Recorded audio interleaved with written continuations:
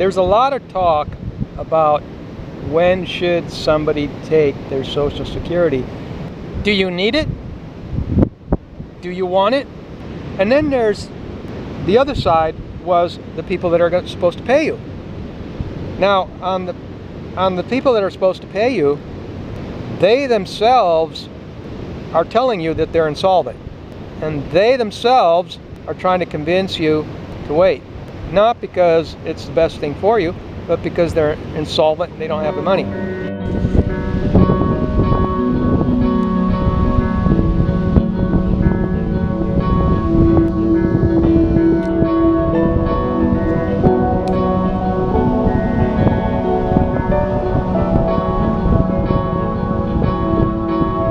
Hey, welcome back to Frank and Angie's Retiree Lifestyle at Home or Abroad. There's a lot of talk about when should somebody take their Social Security. And I notice that people pretty much do as they please. If they want to take it early, they take it early. The ones that take it early have their reasons why they're going to take it early. And the ones that are going to wait, they've got their reasons why they're going to wait and they're going to take it late. And so this video either is going to just confirm what those people have already decided, but for those that are somewhat undecided and not sure, it's going to shed some extra light on the subject that maybe you're not getting elsewhere. I divide this subject into three legs: those that need it, those that want it, and then there's what's happening in your life, and then there's what's happening to the people that are supposed to be paying you. So those are the issues. And to cut to the chase of it, you probably already know that the average lifespan in America, in North America, is 77 years. But I mean, I don't expect to use these statistics and convince anyone to do anything. So I'm not trying to convince you. I'm just giving you a different, as we like to say on this channel, the other side of the story. But hear me out. Average lifespan has lowered a couple of years down to 77. If you take the Social Security early compared to taking it later, if you do the math, you'll realize that it takes not quite, but almost 10 years to break even. If you add up all the money you would have been getting, and then you add it back in to when you start getting it later, depending on the amounts, it's several years, maybe 7 or 8, 9, 10 years is the break-even point. And so what that's telling you is that you're really, from a dollars and cents point of view, you're not getting any more money till you're well into your 70s anyway. Either way, no matter how you do it, whether you take it early or you take it later, you're giving something up either way. I mean, you can sit here and focus on you'll get more later, but you're giving something up in order to get there. That's my point. And so either way, though, you're really not getting more until a later date. And so if you want to take it later because you think you're going to be getting more money, because that seems to be the carrot. The carrot is, oh, you're going to miss out on all this money. Look, figures don't lie, and I'm not going to say the other side of that sentence, but figures don't lie. You do the math, trying to get more money, you can do that, but you really don't start doing that until much later in your 70s. And being that the lifespan in North America is 77, that's the average, which means, as an average, a lot of people don't quite make it to that. Think about that one.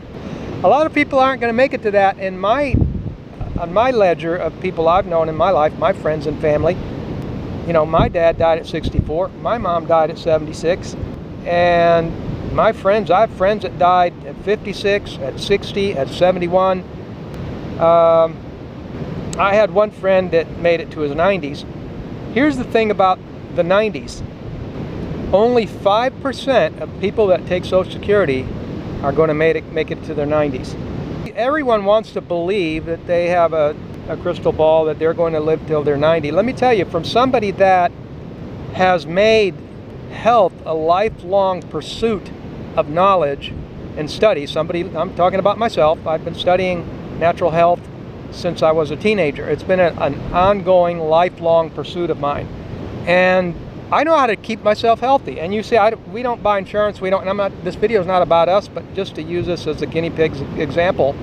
There's a lot of people like that, that even so, there are things beyond your control, like you get into this endemic area situation, which I won't go into deep detail on it because I've done so in other videos. The point is that nobody has a crystal ball of how many actual days or years they got left.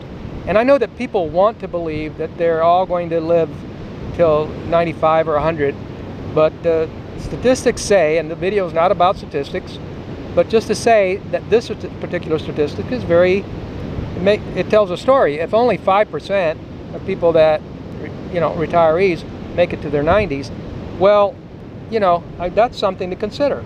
So I don't want this to sound like an argument against waiting, because even for those that end up living longer lives, you might say, well, my grandma, was 99, and my parents are 98, and my great-grandpa was 102. Okay, fine. I don't smoke or drink. Okay, good. Even so, you still have a pivot point of mid to late 70s when you consider the break-even point. You have a pivot point to mid to late 70s. And at that point, you also have a situation with only 5% make it to their 90s, but even so, I've been an observant in this space from many different angles in this retire early lifestyle. I've been a practitioner and observant of the space for several decades, all my life.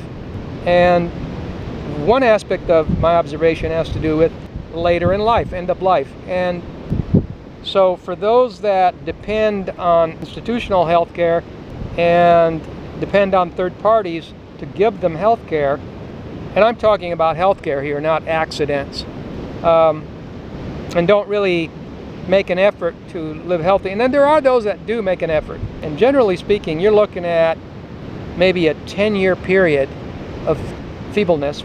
Feeble is defined as having a diminished physical capacity, okay?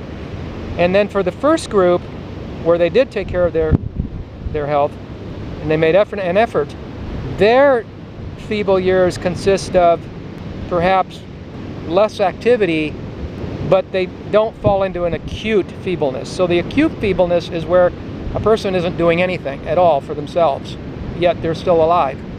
And like my mom had, I think, about 3 to 4 years of acute feebleness. But before that, she had probably at least another 6 years of feebleness, in the sense that she could barely walk, even though she could still stand up and cook and do things, but she couldn't really, so she had a diminished capacity. So the point is, even if you live past 90s, a very high percentage of people are going to be in their feeble years anyway, and a lot of people are going to be in their somewhat feeble. There's acute feeble and regular feeble. So after having said all that, because people, a lot of times in these kinds of conversations, people they listen to what they want to hear. Best case scenario. But you're still going to be spending. But as long as you're not in your acute feeble years, you can still do this or that to make things better. But in any case, what I mean is little things to improve your finances. I know a guy that was the son of a doctor, and his father raised him to understand how to take care of his health, and all his life he took care of his health. And he did live to a ripe old age of 115. But even he had about 5 years of feebleness where he walked with a cane, or maybe it was 3. And but before that, and that was the last 5 years, but before that, even at 100 to 110, he was still making videos. This guy's past 100. Between 100 and 110, he was still walking an hour a day. And as long as you're not in your acute feeble years, you can still do this or that and the other, but there's no guarantee that you'll make it there. That's the clue. And then there's the other side, was the people that are supposed to pay you. Now, on the people that are supposed to pay you, they themselves are telling you that they're insolvent. And they themselves are trying to convince you to wait. Not because it's the best thing for you, but because they're insolvent and they don't have the money.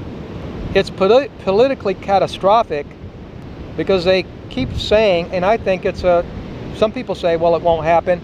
And other people think that, well, it probably won't happen because it's politically catastrophic, because they keep talking about reducing benefits 75%. And so why would anybody want to wait to take their Social Security just to be told, well, we're going to reduce it anyway? So you're going to wait because you're going to get more, but then you're going to get a reduction. That makes a lot of sense. I think it's more of a, I don't know, it's just one of those intimidation or fear-based things. And some people don't think it'll happen, but the bottom line is that there are also people that don't need it. I started the video with, well, you need it or you want it. Either you need it or you want it. And why? When you need it, that's self-explanatory. When you want it, it's because you've got plenty of finances and you don't need it. But the rationale is, but I paid for it. But I paid into it all my life. You want me to forfeit it? The bottom line is most people have paid into it, and so they want it. They paid into it. It's theirs. It's their money. It's funny because some people don't understand that that's your money, that you paid into it, and you believed in the promise. There was a promise there made, and then the promise is being reneged on when you're told that, well, we're going to have to diminish it, or maybe it'll just get closed. But they know they won't close it altogether because that's politically catastrophic. So they'll say, well, we'll just reduce it. Maybe we'll reduce it, but maybe they won't reduce it. But the bottom line is, if you've got generations that are wallowing and looking at some way out, then the idea was not on a strong foundation to begin with. It was on a shaky foundation to begin with. So the whole idea was on a shaky foundation, and they tell you themselves you shouldn't be relying on it. So, but if that's where you're at in life and you paid into it and it's your money and you have a right to it and you need it, then in light of everything I've just told you, I hope that has cleared something up for you. Okay, and then there's a bonus principle. Here it is. Bird in the hand's worth two in the bush. As you always see in this conversation, the carrot is always hung out. Well, you're going to get more later.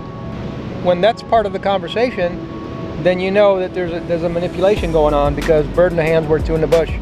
And if bird in the hand's worth two in the bush, why wait for the two in the bush if bird in the hand is worth two in the bush already? Right. If it's worth two in the bush, why wait for two in the bush? You already got two in the bush when you got one in the hand, right? All right.